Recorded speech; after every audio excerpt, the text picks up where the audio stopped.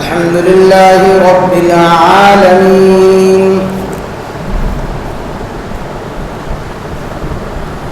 والصلاة والسلام على سيدنا محمد خاتم النبيين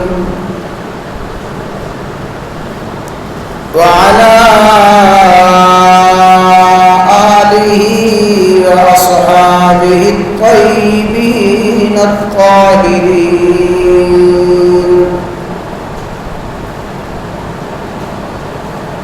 لا سيما على الخلفاء الراشدين المهديين،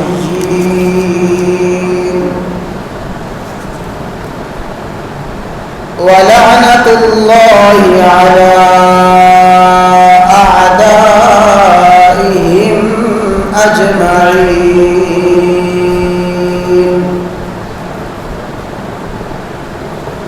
رب اشرح لي صدري ويسر لي أمري واحلل عقدة من لساني يفقهوا قولي. رب زدني علما رب زدني علما رب زدني علما.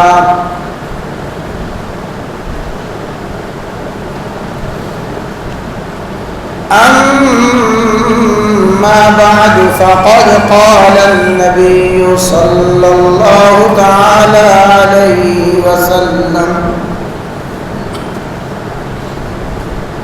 سيدا شباب أهل الجنة الحسن والحسين، وفاطمة سيدة نساء أهل الجنة. وقال النبي صلى الله تعالى عليه وسلم: اللهم إني أحب حسينا فأحبه. وقال النبي صلى الله تعالى عليه وسلم: من أحب حسينا فقد أحبني، ومن أبغض حسينا فأبغضني. أو كما قال النبي صلى الله تعالى عليه وسلم: إن الله وملائكته يصلون على النبي يا أيها الذين آمنوا صلوا عليه وسلموا تسليما. اللهم صل على محمد وعلى آل محمد كما صليت على إبراهيم وعلى آل إبراهيم إنك حميد مجيد. اللهم بارك على محمد وعلى آل محمد كما باركت على إبراهيم وعلى آل إبراهيم إنك حميد مجيد.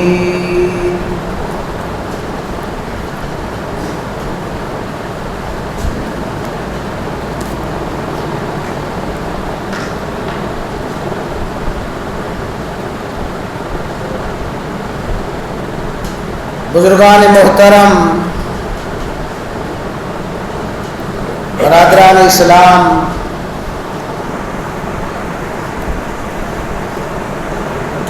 ماہ محرم الحرام میں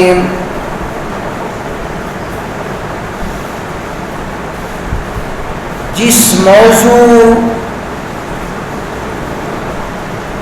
اور جس عنوان پر سب سے زیادہ گفتگو کی جاتی ہے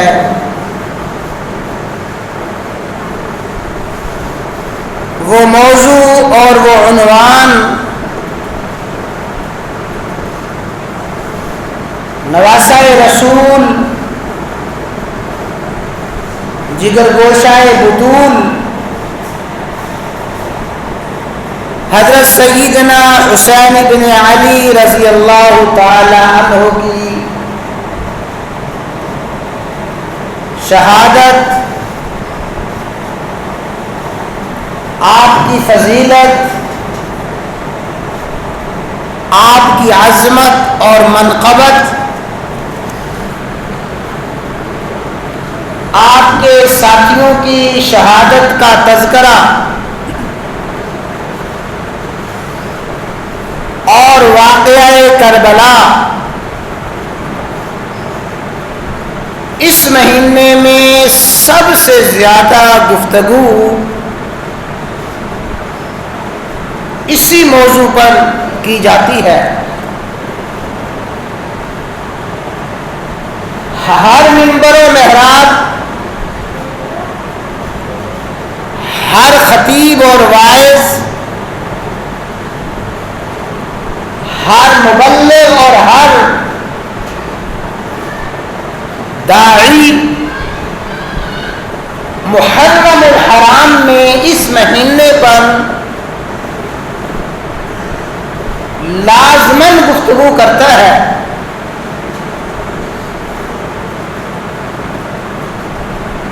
تو محرم الحرام میں سب سے زیادہ اسی موضوع کو بیان کیا جاتا ہے۔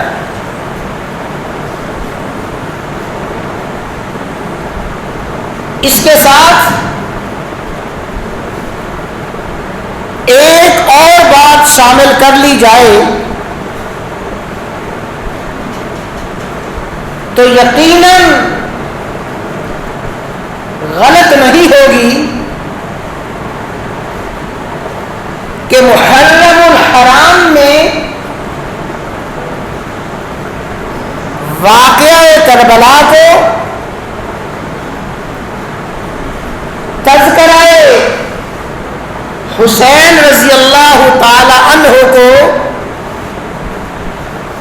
جہاں سب سے زیادہ بیان کیا جاتا ہے، افسوس اور المیہ یہ ہے کہ سب سے زیادہ موضوع من گھڑت خرافات اور افسانے بھی اسی عنوان پہ سنائے جاتے ہیں۔ من گھڑت روایات، افسانے، موضوع روایات، بلکہ بہت سی وہ باتیں اور بہت سے ایسے واقعات اس موضوع کے حوالے سے بیان کیے جاتے ہیں جن واقعات نے بجائے اس عظیم ہستی کی عظمت اور فضیلت کے، بجائے شہدائے کربلا کے مقام اور مرتبے کے، ان موضوع من گھڑت واقعات میں ان ہستیوں کی تنقیص اور توہین ہوتی ہے۔ تو سب سے زیادہ گفتگو بھی اسی عنوان پہ ہوتی ہے، اور سب سے زیادہ موضوع من گھڑت اور جعلی روایات بھی اسی عنوان پہ بیان کی جاتی ہے۔ لیکن یاد رکھیں،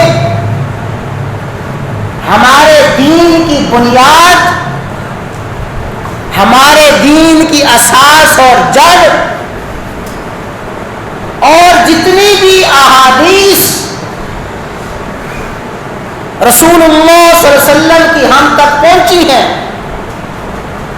تمام احادیث کی بنیاد سند پر ہے۔ ایک مسلمان اس وقت تک کسی کسی حدیث کو بھی تسلیم نہیں کر سکتا. ایک مسلمان اس وقت تک کسی حدیث پر بھی عمل نہیں کر سکتا جب تک اس حدیث کی سند صحیح نہ ہو. بغیر سند کے کوئی حدیث قابل عمل نہیں، بغیر سند کے کوئی حدیث حجت نہیں ہے. تو ایسے موضوع، من گھڑت، جعلی واقعات اور روایات بغیر سند کے کیسے قبول کیے جا سکتے ہیں؟ الحمدللہ اہل اسلام کا یہ اعزاز ہے، مسلمانوں کا یہ امتیاز اور مسلمانوں کی یہ خصوصیت ہے کہ ہمارے دین کا ہر مسئلہ اور ہمارے دین کا ہر عمل وہ رسول اللہ صلی اللہ علیہ وسلم تک جا پہنچتا ہے. جب کوئی عالم ایک حدیث بیان کرتا ہے، وہ عالم کہے گا کہ میں نے یہ حدیث اپنے استاد محترم سے سنی، انہوں نے اپنے استاد سے سنی، انہوں نے اپنے استاد سے یہ حدیث سنی. پھر اپنے اساتذہ کا سلسلہ بیان کرتے کرتے حضرت امام بخاری رحمہ اللہ تعالی تک پہنچے گا، امام مسلم رحمہ اللہ تعالی تک پہنچے گا، اور پھر امام بخاری رحمہ اللہ تعالی اپنی پوری سند بیان کریں گے کہ میں نے اپنے استاد سے سنا، انہوں نے اپنے استاد سے سنا. پھر وہ حدیث بیان کرتے کرتے رسول اللہ صلی اللہ علیہ وسلم تک جا پہنچے گی. تو یاد رکھیں، واقعہ کربلا میں، تذکرہ شہداء میں بہت زیادہ من گھڑت، موضوع، جعلی روایات بیان کی جاتی ہیں. کسی بھی مسلمان کے لیے نہ ایسی روایات کو بیان کرنا جائز ہے، نہ ایسی روایات کو سننا جائز ہے، اس لیے کہ وہ ساری کی ساری روایات بغیر سند کے ہیں، جن کی کوئی سند نہیں ہے. اور جس حدیث کی سند نہ ہو، اسلامی واقعہ کی سند نہ ہو، وہ بغیر سند کے ہرگز قابل حجت نہیں ہے. تو حضرت حسین رضی اللہ تعالی عنہ کے وہی فضائل، وہی مناقب بیان کیے جائیں جو فضائل اور مناقب صحیح احادیث میں بیان کیے گئے ہیں. وہ فضائل اور مناقب صحابہ کرام رضوان اللہ تعالی علیہم اجمعین نے بیان کیے ہیں، تابعین، تبع تابعین نے وہ واقعات اور فضائل بیان کیے ہیں. جب ہمارے پاس عظیم واقعات، صحیح واقعات کا ذخیرہ موجود ہے، حضرت حسین رضی اللہ تعالی عنہ کے بارے میں مستند احادیث موجود ہے، پھر ہمیں کیا ضرورت ہے کہ موضوع، من گھڑت اور جعلی روایات کو بیان کیا جائے؟ بلکہ یہ حدیث ذہن میں رکھیں. فرمایا من کذب علی متعمدا فلیتبوأ مقعدہ فی النار. جو شخص جان بوجھ کر میری طرف جھوٹ کی نسبت کرے، رسول اللہ صلی اللہ علیہ وسلم نے کوئی بات بیان نہیں فرمائی، وہ کہے کہ رسول اللہ صلی اللہ علیہ وسلم نے یہ بیان فرمایا حضرت حسین کے بارے میں، حالانکہ آپ نے وہ بیان نہیں فرمایا. حضرت حسین کی کوئی ایسی فضیلت، ایسی منقبت رسول اللہ صلی اللہ علیہ وسلم کی زبان سے بیان کروائے کہ آپ نے یہ فرمایا، یہ فرمایا، حالانکہ آپ نے وہ نہ فرمایا ہو. فرمایا جو شخص جان بوجھ کر میری طرف جھوٹ کی نسبت کرے، ایسا شخص اپنا ٹھکانہ جہنم میں تلاش کرے. گویا وہ شخص جہنمی ہے جو حضرت حسین رضی اللہ تعالیٰ عنہ کی عظمت اور فضیلت کے بارے میں موضوع، من گھڑت، جعلی روایات بیان کرتا ہے. بات آ گئی ہے تو سمجھ لیں. بعض جاہل لوگ بڑے درجے درجے کے جاہل. آپ کو یہ بھی بیان کریں گے کہ رسول اللہ صلی اللہ علیہ وسلم تشریف فرما تھے. سیدنا امیر معاویہ رضی اللہ تعالیٰ عنہ سامنے سے گزرے اور آپ نے اپنے بیٹے یزید کو کندھوں پہ اٹھایا ہوا تھا. سیدنا امیر معاویہ گزرے یزید کو کندھوں پہ اٹھائے ہوئے, تو آپ نے دیکھ کے فرمایا دیکھو اوپر دوزخ ہے نیچے جنت ہے, اوپر دوزخ نیچے جنت. اور اس روایت کو بڑا بیان کیا جاتا ہے, اور اس روایت کے موضوع من گھڑت اور جعلی ہونے کے لیے اتنی ہی بات کافی ہے کہ رسول اللہ صلی اللہ علیہ وسلم کی وفات کے کئی سال بعد یزید پیدا ہوا ہے. یزید تو آپ کی زندگی میں تھا ہی نہیں. جب آپ کی زندگی میں تھا ہی نہیں تو امیر معاویہ نے کیسے اٹھا لیا؟ تو حضرت حسین رضی اللہ تعالی عنہ کی عظمت اور فضیلت کو, آپ کی منقبت کو اور آپ کے مقام اور مرتبے کو بیان کرنا مسلمان کی سعادت, مسلمان کے لیے اجر اور ثواب ہے. لیکن اس موضوع پر جتنی روایات, جعلی روایات, موضوع من گھڑت روایات بیان کی جاتی ہیں, شاید کسی موضوع پر ایسی روایات بیان نہ کی جاتی. سیدنا حسین رضی اللہ تعالیٰ عنہ, یہ مقام اور مرتبہ, یہ عظمت اور فضیلت ہے. آپ پیدا ہوئے, کپڑے میں لپیٹ کر اس معصوم بچے کو آپ کی خدمت میں لایا گیا. آپ نے فرمایا اس کا نام کیا رکھا ہے؟ حضرت علی نے نام رکھا تھا حرب. حرب کا معنی بہادر, حرب کا معنی شجاع, دلیر, جنگجو. آپ نے فرمایا نہیں, اس کا نام حرب نہیں, اس کا نام حسین ہے. اور اس سے پہلے جب آپ کے بڑے بھائی پیدا ہوئے اس وقت بھی حضرت علی نے ان کا نام حرب رکھا تھا, چونکہ آپ خود حیدر کلار تھے, دلیر تھے, شجاع تھے, اسد اللہ الغالب تھے. تو آپ کو حرب نام پسند تھا کہ میرا یہ بیٹا دلیر ہو, بہادر ہو, شجاع ہو. آپ نے فرمایا نہیں, اس کا نام حسن ہے. تو حسن نام بھی آپ نے خود رکھا.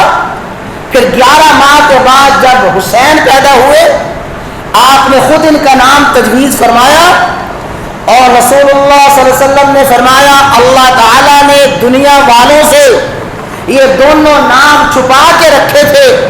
کسی نے بھی اس سے پہلے اپنے بیٹوں کا نام حسن نہیں رکھا تھا, اپنے بیٹوں کا نام حسین نہیں رکھا تھا.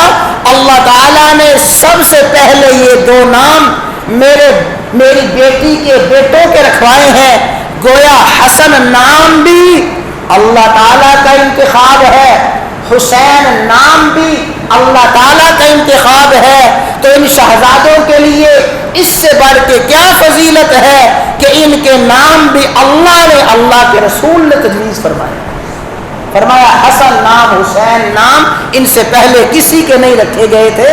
اللہ نے دنیا والوں سے یہ نام چھپا کے رکھے تھے.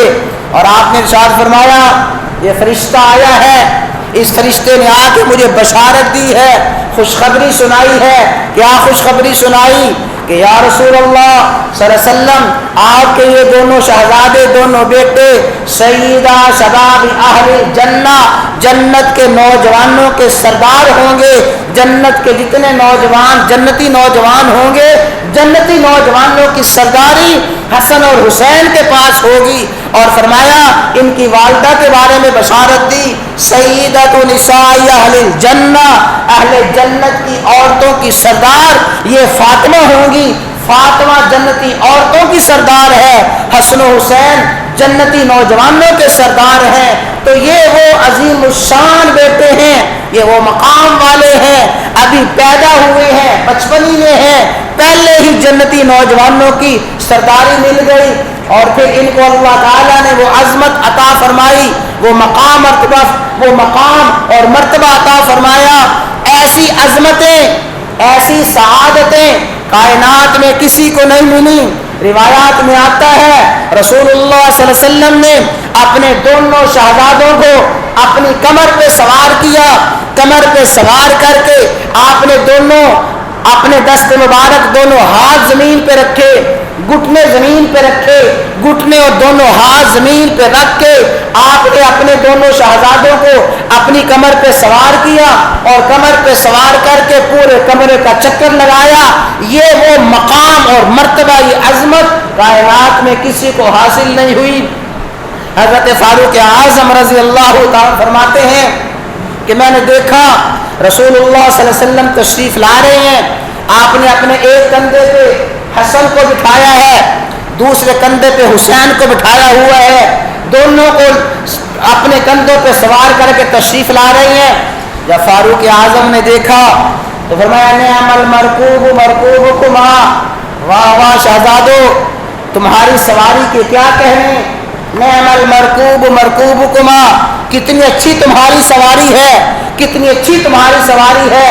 جب حضرت فاروق اعظم نے یہ فرمایا کتنی اچھی تمہاری سواری ہے، رسول اللہ صلی اللہ علیہ وسلم نے فوراً فرمایا وَنِعْمَ الرَّاكِبَانِ، عمر اگر سواری اچھی ہے تو سوار بھی کتنے اچھے ہیں، سواری اچھی ہے سوار بھی کتنے اچھے ہیں۔ حضرت اسامہ رضی اللہ تعالیٰ فرماتے ہیں میں ایک مرتبہ رات کو کسی حاجت کے لیے کسی ضرورت کے لیے دربار رسالت میں حاضر ہوا، میں نے جا کے دروازہ کھٹکھٹایا، رسول اللہ صلی اللہ علیہ وسلم باہر تشریف لائے، سردی کا موسم تھا، آپ نے سردی کے موسم میں اوپر چادر اوڑھی ہوئی تھی اور اپنی چادر کے نیچے آپ نے کوئی چیز اٹھائی ہوئی تھی۔ میں نے بات کی، جب میں بات کر کے فارغ ہوا عرض کیا یا رسول اللہ صلی اللہ علیہ وسلم آپ کی چادر کے نیچے کیا ہے، آپ نے کیا اٹھایا ہے؟ آپ نے اپنی چادر اٹھائی اور فرمایا یہ میری بیٹی کے بیٹے ہیں، یہ میری بیٹی کے بیٹے ہیں، میرے نواسے ہیں۔ اور اس وقت آپ نے فرمایا اللہم انی احبہما، یا اللہ میں ان دونوں سے محبت رکھتا ہوں، فاحبہما، یا اللہ تو بھی ان سے محبت فرما، فاحبب من احبہما، یا اللہ جو دونوں شہزادوں سے محبت کرے تو اس سے بھی محبت فرما۔ تو حضرت اسامہ فرماتے ہیں آپ نے اس موقع پہ یہ فرمایا مجھے حسین سے حسن سے محبت ہے، یا اللہ تو بھی ان سے محبت فرما، اور جو حسن و حسین سے محبت رکھے یا اللہ تو اس سے بھی محبت فرما۔ یہ اعزاز، یہ فضیلتیں، یہ مقام اور مرتبے حضرت حسن کو حسین کو ان شہزادوں کو ملے ہیں، کائنات میں کسی شخص کو کسی کے بچوں کو یہ مقام اور مرتبہ نہیں ملا۔ صحیح روایت میں آتا ہے آپ خطبہ جمعہ ارشاد فرما رہے تھے، خطبہ جمعہ، حالانکہ خطبہ جمعہ واجب ہے، اس کا سننا واجب، اس کی خاموشی واجب، آپ خطبہ جمعہ ارشاد فرما رہے ہیں، صحابہ کرام بیٹھے ہوئے ہیں، اچانک آپ نے دیکھا دونوں شہزادے گلتے پڑتے تشریف لا رہے ہیں۔ آپ نے یہ نہیں فرمایا کہ میرے بیٹوں کو پکڑنا، کسی کو نہیں فرمایا ان کو اٹھانا، آپ نے خطبہ چھوڑا، خطبہ چھوڑ کے آپ نیچے تشریف لائے، لوگوں میں سے گزرتے ہوئے گئے، اپنے دونوں شہزادوں کو اٹھایا، دونوں کو اٹھا کے آپ نے ایک کو اپنے دائیں ٹانگ پہ بٹھایا، دوسروں کو بائیں پہ بٹھایا، اور پھر فرمایا صدق اللہ و رسولہ، اللہ نے سچ فرمایا ہے انما اموالکم و اولادکم فتنہ، تمہارے مال تمہاری اولاد آزمائش ہے۔ جب میں نے ان شہزادوں کو ایسے گرتے پڑتے دیکھا، آتے ہوئے دیکھا، برداشت نہ کر سکا، میں نے خطبہ چھوڑا اور خطبہ چھوڑ کے جا کے ان کو اٹھا لیا۔ تو یہ مقام اور یہ مرتبے، یہ اعزازات اللہ تعالیٰ نے ان دونوں شہزادوں ہی کو عطا فرمایا۔ اور یہ مقام اور مرتبہ کس کو ملا، یہ اعزاز کس کو ملا ہے؟ آپ نماز پڑھ رہے ہیں، نماز پڑھتے پڑھتے آپ سجدے میں تشریف لے گئے، شہزادے آئے، ایک شہزادہ آ کے کمر پہ سوار ہوا، دوسرا شہزادہ آ کے پھر کمر پہ سوار ہوا، آپ سجدہ فرما رہے ہیں، یہ دونوں کمر پہ سوار ہیں، صحابہ کرام آگے بڑھے ہٹانے کے لیے، پیچھے ہٹانے کے لیے، آپ نے اشارہ فرمایا کہ نہیں نہیں ان کو کچھ نہ کہو، ان کو کچھ نہ کہو، یہ کمر پہ سوار ہیں، ان کو سوار رہنے دو، ان کو مت ہٹاؤ، جب تک وہ شہزادے آپ کی کمر پہ سوار رہے، آپ سجدے میں رہے، پھر یہ دونوں شہزادے نیچے اترے اور آپ سجدہ فرما رہے تھے، نیچے سے گزرنا شروع ہو گئے۔ صحابہ فرماتے ہیں ہم نے دیکھا آپ نے اپنے بازوؤں کو ہٹا لیا، بازو کو اوپر کر لیا، اب وہ نیچے سے جا رہے ہیں، پھر آ رہے ہیں، جا رہے ہیں، کمر پہ سوار ہو رہے ہیں، جب تک وہ اس حالت میں رہے رسول اللہ صلی اللہ علیہ وسلم اس حالت میں سجدہ ہی میں رہے۔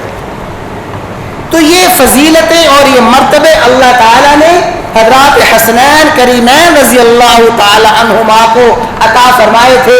اللہ تعالیٰ نے یہ مقام اور مرتبے کائنات میں کسی کو نہیں دیے۔ یہ وہ خصوصیات ہیں، یہ وہ عظمتیں ہیں جو اللہ نے ان شہزادوں کو عطا فرمائی۔ لیکن میرے بھائیوں بڑی توجہ کے ساتھ بات سمجھ لینا، پورا خلاصہ ہے میری گفتگو کا۔ آپ نے ایک جملہ سنا ہے، سونے پر سہاگا، جملہ ہے نا جی، سونے پر سہاگا۔ اس جملے میں یہ جو سونا اور سہاگا ہے، ان دونوں میں زیادہ قیمتی شے کون سی ہے جی؟